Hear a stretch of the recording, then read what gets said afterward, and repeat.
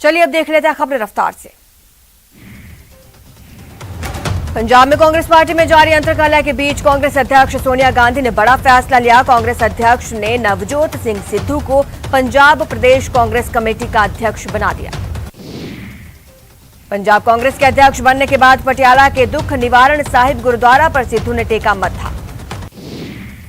संसद का मानसून सत्र आज से शुरू हो रहा है। ये संसद का मानसून सत्र 13 अगस्त तक चलेगा। इस दौरान 2 वित्तीय विधेयक सहित 31 विधेयक पेश किए जा सकते हैं। लोकसभा अध्यक्ष ओम बिरला ने मानसून सत्र शुरू होने से पहले सभी पार्टियों के वरिष्ठ नेताओं से की मुलाकात। सत्र को सुचारू रूप से चलाने के मुद्दे पर बातचीत। प्रधानमंत्री मोदी ने संसद का मानसून सत्र शुरू होने से पहले संसद में सर्वदलीय बैठक की। इस बैठक के बाद केंद्रीय संसदीय कार्य मंत्री प्रहलाद जोशी ने कहा कि करीब 33 पार्टी के 40 से ज्यादा नेताओं ने चर्चा में हिस्सा लिया। राज्यसभा सांसद संजय सिंह ने कहा 8 महीने से आंदोलन पर बैठे किसानों के मुद्दे के अलावा महंगाई और इलेक्ट्रिसिटी संशोधन बिल के खिलाफ पार्टी सदन में अपना विरोध दर्ज कराएगी। बीजेपी ने न्यूज क्लिक वेबसाइट पर देश के खिलाफ साजिश का आरोप लगाया है। बीजेपी प्रवक्ता संबित पात्रा ने आरोप लगाया कि न्यूज क्लिक नाम की वेबसाइट भारत को बदनाम करने का काम कर रही है। लखनऊ में आरएसएस और बीजेपी की समन्वय बैठक। कार्यवाह दत्तात्रेय हासबोले, सीएम योगी और दोनों डिप्टी सीएम बैठक में शामिल। यूपी चुनाव से पहले बहुजन समाज पार्टी प्रमुख मायावती ने बड़ा दांव चलने की तैयारी कर ली है। सूबे में एक बार फिर से मायावती ब्राह्मणों को साधने में जुट गई हैं। मायावती एक बार फिर ब्राह्मण सम्मेलन शुरू करने जा रहे हैं। मशहूर शायर मुनव्वर राणा के योगी की वापसी पर उत्तर प्रदेश छोड़ने वाले बयान पर बीजेपी ने पलटवार किया। भाजपा प्रवक्ता राकेश त्रिपाठी ने कहा मुनव्वर राणा को दूसरा शहर या राज्य ढूंढ लेना चाहिए क्योंकि 2022 में योगी की ही वापसी होगी। उत्तर प्रदेश में होने वाले विधानसभा चुनाव को लेकर प्रियंका गांधी ने बड़ी बात कही। कांग्रेस महासचिव प्रियंका ने कहा आने वाले चुनाव को लेकर हम परिस्थिति के मुताबिक फैसला लेंगे। पुलित्जर पुरस्कार विजेता फोटो जर्नलिस्ट दानिश सिद्दीकी को जामिया यूनिवर्सिटी की कब्रिस्तान में सुपुर्द खाक कर दिया गया। यूनिवर्सिटी प्रशासन ने अपने पूर्व छात्र रहे दानिश सिद्दीकी को अपने कब्रिस्तान में सुपुर्द खाक करने की इजाजत दी थी।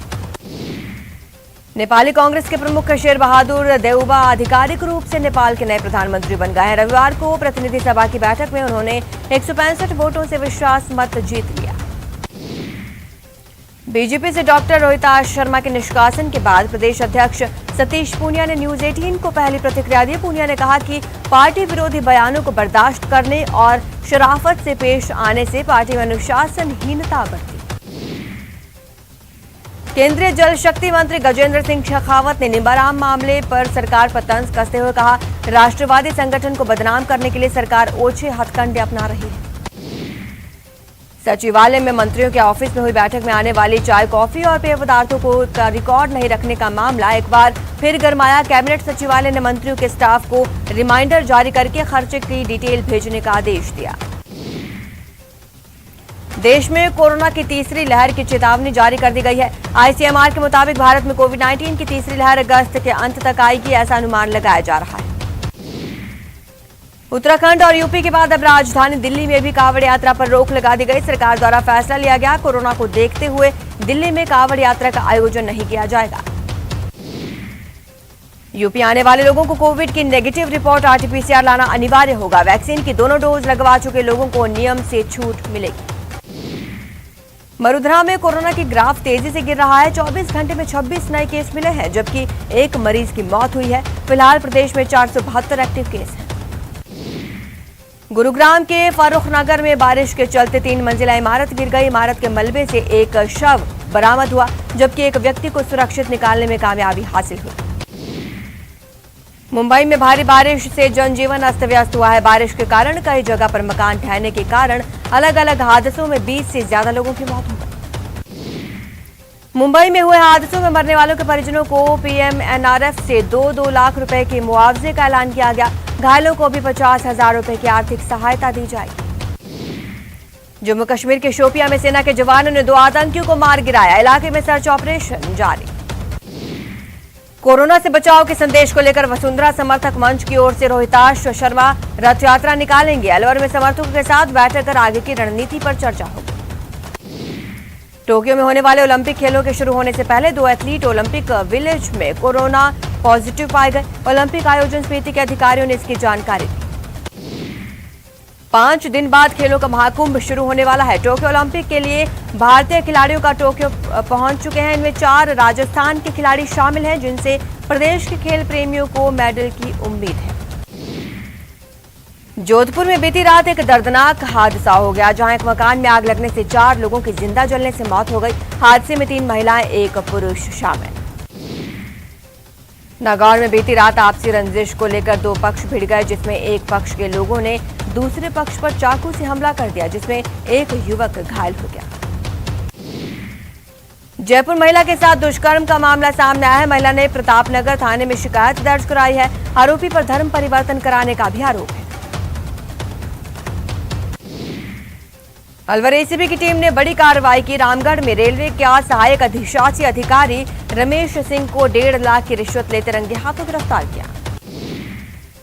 पूर्व वित्त राज्य मंत्री हरिमोहन शर्मा पर भ्रष्टाचार का आरोप लगाई। आरोप बूंदी अभिभाषक परिषद अध्यक्ष चंद्रशेखर शर्मा और किसान नेता संदीप पुरोहित ने लगाया।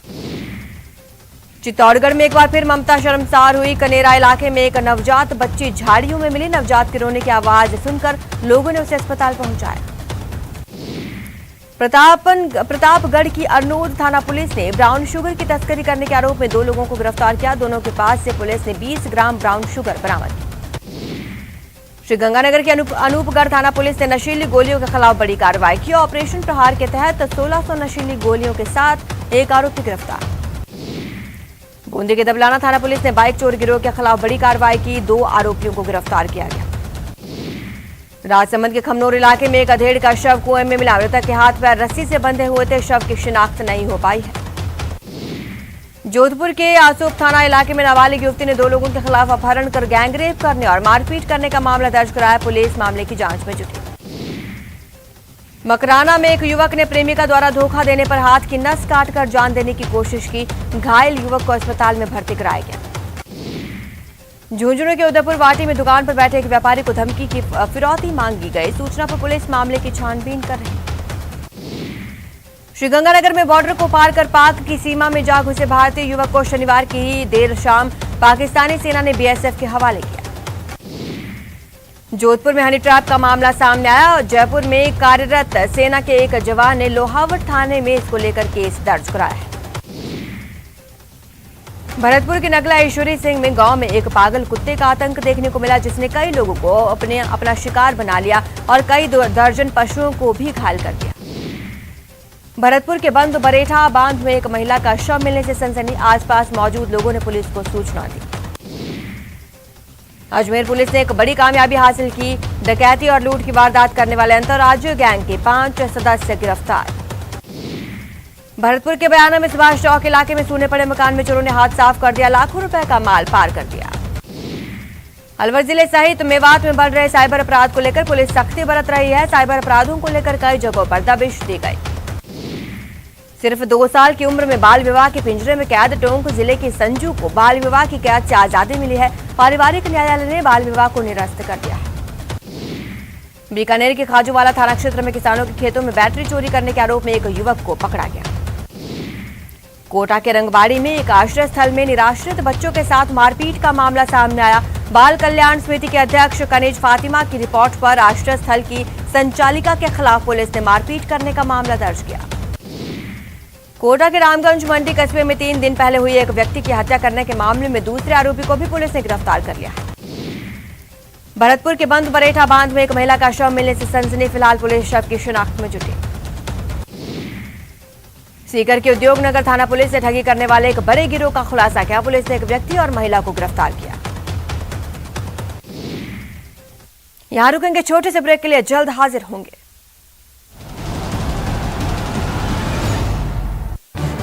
इस न्यूज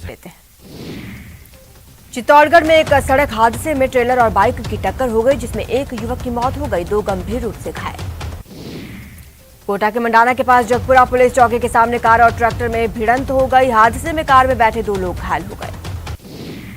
धौलपुर के गांव जारगा में एक घर के गैस सिलेंडर के रेगुलेटर में आग लग गई और सिलेंडर फट गया। घर से भागकर परिवार वालों ने अपनी जान बचाई। जालौर में हाई टेंशन बिजली का तार टूटकर गिरने और उसकी चपेट में आने से पति पत्नी की मौत हो गई।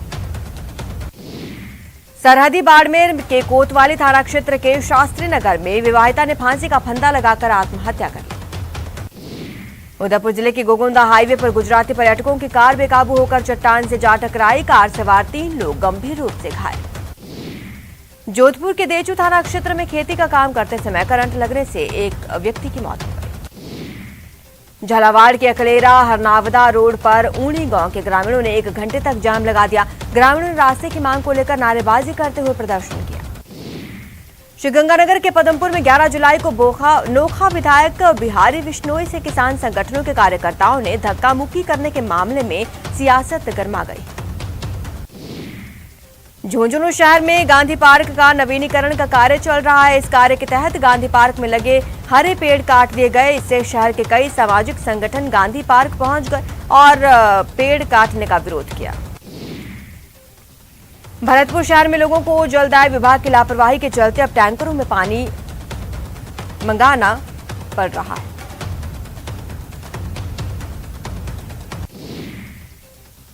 बीकानेर में रीट 2018 में चयनित अभ्यर्थियों ने नियुक्ति की मांग को लेकर शिक्षा निदेशालय के सामने महापड़ाव डाल दिया। चयनितों का कहना है कि यह महापड़ाव नियुक्ति न मिलने तक जारी रहेगा। फिलहाल इस बुलेटिन में इतना ही। आप बने रहे हमारे साथ और देखते रहिए न्यूज़ 18 राजस्थान।